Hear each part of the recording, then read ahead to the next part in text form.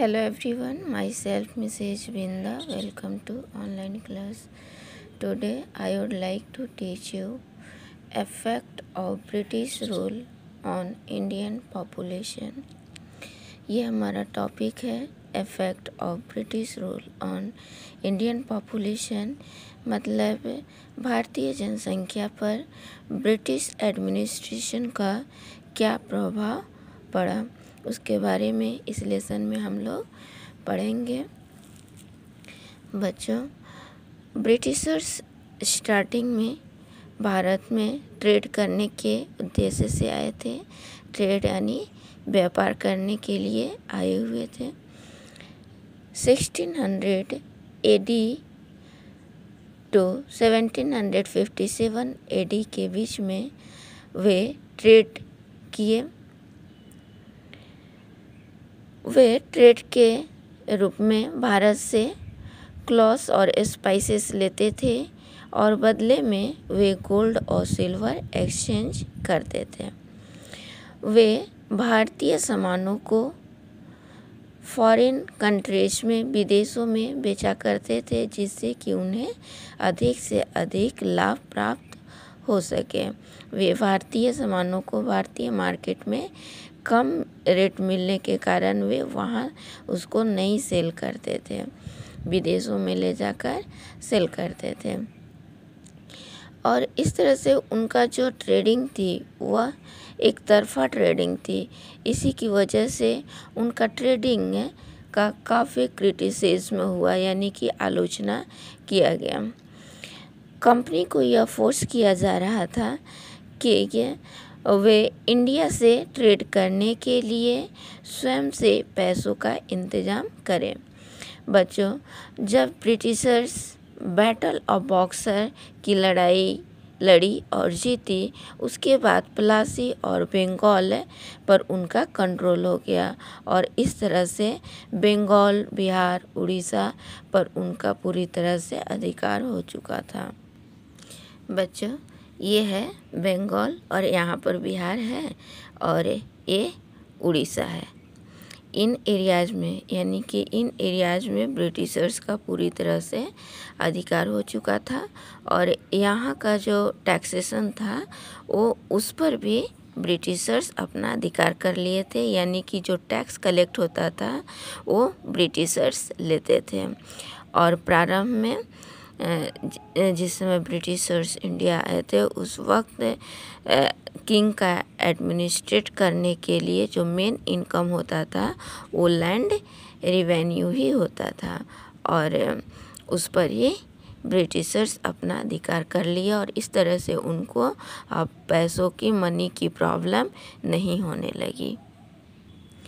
प्रारंभ में ब्रिटिशर्स भारत में वैसे ही टैक्स कलेक्शन करते थे, जैसे कि इंडियंस किंग टैक्स कलेक्ट किया करते थे, लेकिन बाद में ब्रिटिशर्स अपना डिफरेंट टाइप्स के पॉलिसीज़ इम्पोज करने लगे, लागू करने लगे, जिससे कि उनको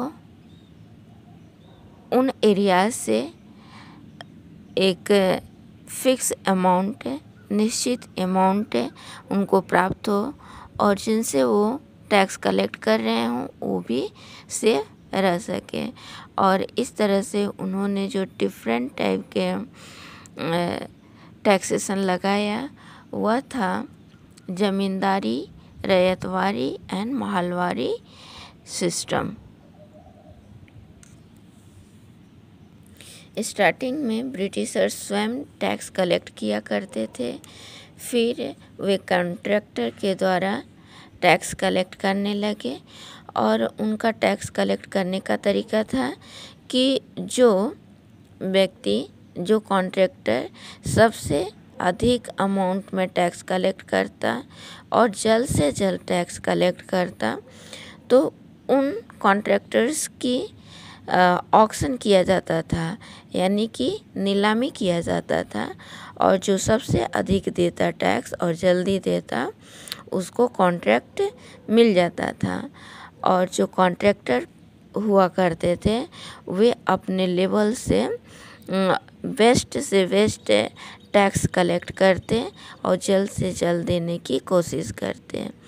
और इस दौरान क्या होता कि जो कॉन्ट्रैक्टर होते थे वो ये नहीं देखते थे कि जिससे वो टैक्स कलेक्ट कर रहे हैं, यानी कि मेन रूप से टैक्स पेजेंट या फिर फार्मर से ही कलेक्ट करते थे, और वे ये नहीं देखते थे कि पेजेंट और जो फार्मर्स हैं उनको लाभ हो रहा है, हानि हो रहा है, या वो दे पा रहे हैं या नहीं दे पा रहे हैं, ये सब वह नहीं देखते थे। बस उनका मेन उद्देश्य था टैक्स कलेक्ट करना।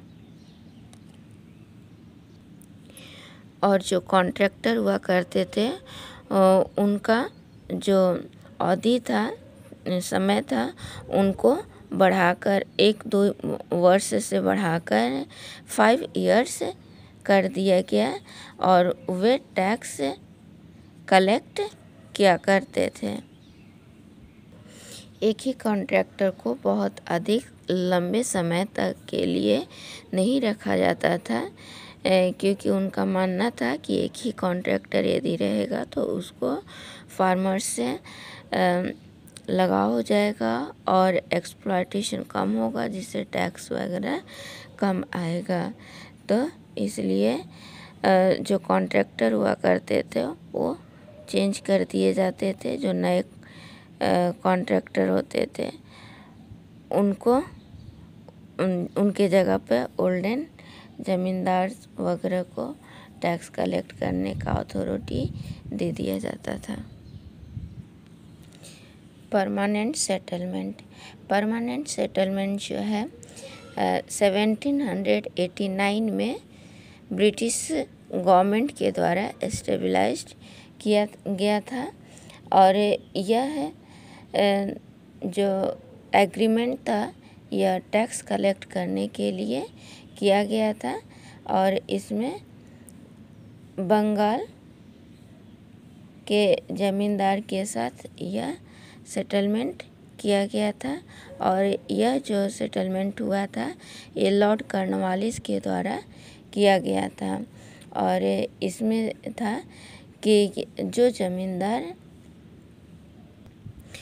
परमानेंट सेटलमेंट में था कि जो ज़मींदार लैंड रिवेन्यू देने से सरेंडर कर देता है या देने से मना कर देता है, तो उस ज़मींदार को के जगह पे नए ज़मींदार को नियुक्त कर लिया जाता, और फिर नया जो ज़मींदार होता था वह टैक्स कलेक्ट करके गवर्नमेंट को दिया करता था। और इसमें यह भी था कि जो टैक्स से जिस तरह से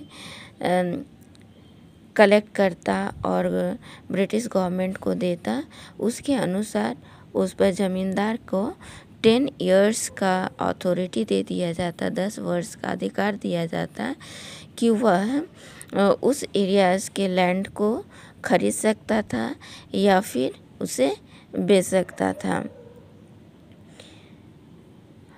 और इस तरह से जो ज़मींदार थे वे पेजेंट से, फार्मर से टैक्स कलेक्ट किया करते थे, और जो फार्मर टैक्स देने में फेल हो जाता या नहीं दे पाता उसको उससे उसके लैंड को ले लिया जाता था, या फिर जो फार्मर्स होते थे वे ये लैंडलॉर्ड या फिर अदर ज़मींदार से पैसे उधार लेते और टैक्स देते, और जब वो पैसे उधार नहीं रिटर्न कर पाते थे, लौटाते थे, तो उसके बदले में जो लैंडलॉर्ड हुआ करते थे, ज़मींदार हुआ करते थे, उसके लैंड को अपने अधिकार में ले लिया करते थे।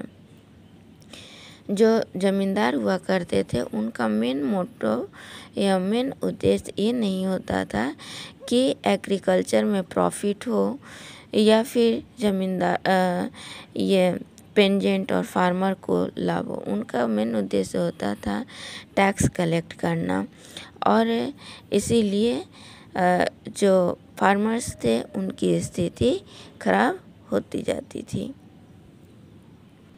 और उनकी स्थिति बहुत ख़राब हो गई। तो जो ब्रिटिश गवर्नमेंट थी उन्हें अपना ये जो परमानेंट सेटलमेंट सिस्टम था उसको बदलना पड़ा और उसकी जगह पे नया सिस्टम लाया गया, रैयत वारी सिस्टम। इसमें क्या था कि ज़मींदार को हटा दिया गया और जो पेंजेंट थे, जो फार्मर्स थे, वे डायरेक्ट टैक्स ब्रिटिश गवर्नमेंट को देने लगी। और इसमें क्या था कि पेंजेंट जितना क्रॉप का प्रोडक्शन करते थे उनमें से जो खर्चे उनको जाता था एग्रीकल्चर करने में उसको निकाल दिया जाता और जो क्रॉप बचता, फसल बचता, उसका 50% फार्मर्स को, ब्रिटिशर्स को देना पड़ता था। और इस तरह से 50% रिवेन्यू फार्मर्स को ब्रिटिश को देना पड़ता था और देते थे। और रैयतवारी सिस्टम जो था इंडिया में बॉम्बे, ये बॉम्बे यहाँ पर है और इधर मद्रास है, इन एरियाज़ में रैयतवारी सिस्टम लागू किया गया था। 30 इयर्स के लिए इन एरियाज़ में रैयतवारी सिस्टम को एस्टेब्लिश कर दिया गया था, यानी 30 वर्ष तक रैयतवारी सिस्टम यहाँ पर लागू था। इस सिस्टम में भी, इस रिवेन्यू सिस्टम में भी यह नहीं देखा गया कि क्रॉप का जो प्राइस है वो बढ़ रहा है या घट रहा है। मेन उद्देश्य था रिवेन्यू कलेक्ट करना और पेंजेंट से किसी भी सिचुएशन में टैक्स कलेक्ट किया जाता था। और इस रैयतवारी सिस्टम में भी जो फार्मर्स थे उनकी स्थिति कुछ ज़्यादा अच्छा नहीं हुआ और उनकी स्थिति और ख़राब होती गई और ब्रिटिश गवर्नमेंट को रैयतवारी सिस्टम को भी हटाना पड़ा और उसकी जगह पर महलवारी सिस्टम लागू किया गया। ये महलवारी सिस्टम है। इसमें रैयतवारी सिस्टम के जैसा ही मिलता जुलता ही है, लेकिन इसमें जो पूरे विलेज के लोग हुआ करते थे वे सभी एक साथ मिलकर टैक्स को कलेक्ट करते और ब्रिटिश गवर्नमेंट को दिया करते थे। और इस महलवारी सिस्टम में भी पेंजेंट ही, यानी फार्मर्स को ही, फार्मर्स के फैमिली को टैक्स कलेक्ट करना पड़ता था और देना पड़ता था। और महलवारी सिस्टम में भी उनको अपने जो एग्रीकल्चर करने में जो खर्चे होते थे उसको निकाल कर और पेंजेंट के फैमिली के खर्चे को निकाल कर जो क्रॉप बचता था उस पर 50% ब्रिटिशर्स को देना होता था। और इस तरह से इस सिस्टम में भी मेन उद्देश्य टैक्स कलेक्ट करना था, रिवेन्यू कलेक्ट करना था लैंड पर और उनकी, यानी कि पेंजेंट और फार्मर्स की स्थिति को नहीं देखना था और ये भी नहीं देखना था कि एग्रीकल्चर एरियाज में क्रॉप का प्रोडक्शन है को बढ़ाना है। उनका बस मेन एक ही उद्देश्य रहता था, रिवेन्यू अधिक से अधिक कलेक्ट करना, जिसकी वजह से पेंजेंट की स्थिति अच्छी नहीं हुआ करती थी क्या। और इस तरह के जो महलवारी सिस्टम में था, महलवारी सिस्टम ये पंजाब में, मध्य प्रदेश में और छत्तीसगढ़ में इंट्रोड्यूस किया गया था, लागू किया गया था। इन एरियाज़ में महलवारी सिस्टम से टैक्स कलेक्ट किया जाता था। छत्तीसगढ़ में टैक्स कलेक्ट करने के जो सिस्टम थे बाद में फिर चेंज किए गए। यहाँ पर छत्तीसगढ़ में डिफरेंट एरियाज को पारगनाज में डिवाइड कर दिया गया और वहाँ पे कमाविसदार को अपॉइंट किया गया टैक्स को कलेक्ट करने के लिए। उन पारगनाज जो डिफरेंट पारगनास होते थे उसमें टैक्स कलेक्ट करने के आमिर्स और पांडेज जो थे मेन रेवेन्यू ऑफिसर्स रहा करते थे। ब्रिटिशर्स जो थे, ब्रिटिश गवर्नमेंट जो थी वो छत्तीसगढ़ में जो पटेल थे उनको हटा दिया था और उनकी जगह पे गौटिया को चुना था, गौटिया क्रिएट किया था। और गौटिया जो थे वो विलेज से टैक्स कलेक्ट करते थे और गवर्नमेंट को दिया करते थे। और जो ये गौटिया रहते थे ये 3 इंस्टॉलमेंट में टैक्स कलेक्ट किया करते थे। और जो टैक्स डिसाइड किया जाता था वे उस एरियाज के लैंड के एरिया के आधार पर विलेजर्स को टैक्स देना पड़ता था। और जो गौटिया हुआ करते थे वो रिवेन्यू कलेक्ट करते थे और गवर्नमेंट ट्रेजरी में डिपॉजिट किया करते थे। और इस तरह के जो रिवेन्यू कलेक्ट किया जाता था ब्रिटिशर्स के द्वारा, तो पेंजेंट की स्थिति जो थी वो अच्छी नहीं हो रही थी। और इस स्थिति में जो पेंजेंट फार्मर्स हुआ करते थे वे खुश नहीं रहा करते थे, उनकी स्थिति बिगड़ रही थी दिन पर दिन। ब्रिटिशर्स का जो रिवेन्यू रेट था बहुत हाई था और कंपलसरी भी किया हुआ था, जिससे कि पेंजेंट की स्थिति दिन पर दिन खराब होती गई। और वे जैसा कि बाकी सिस्टम में फार्मर्स की स्थिति को नहीं देखा जाता था, उनसे टैक्स किसी भी सिचुएशन में लिया जाता था। और ऐसी स्थिति में पेंजेंट क्या करते थे, टैक्स देने के लिए पैसे ज़मींदार से और लैंडलॉर्ड से उधार लिया करते थे और फिर टैक्स देते थे। और जब ये पेंजेंट ज़मींदार और लैंडलॉर्ड को टैक्स के पैसे जो उधार लिया रहते थे नहीं दे पाते थे, जब उनके पास खाने के लिए नहीं होता था तो वे उधार को कैसे देंगे। तो ऐसी स्थिति में जो ज़मींदार होते थे और लैंडलॉर्ड्स होते थे वे पेंजेंट का ज़मीन को ले लेते थे। और इस तरह से पेंजेंट के पास कुछ भी नहीं बच जाता था। तो ऐसी स्थिति में जो पेंजेंट होते थे और जो फार्मर्स होते थे वे ब्रिटिश रूल के अगेंस्ट हो गए और वे उनके खिलाफ रिवॉल्ट करना, विद्रोह करना शुरू करने लगे।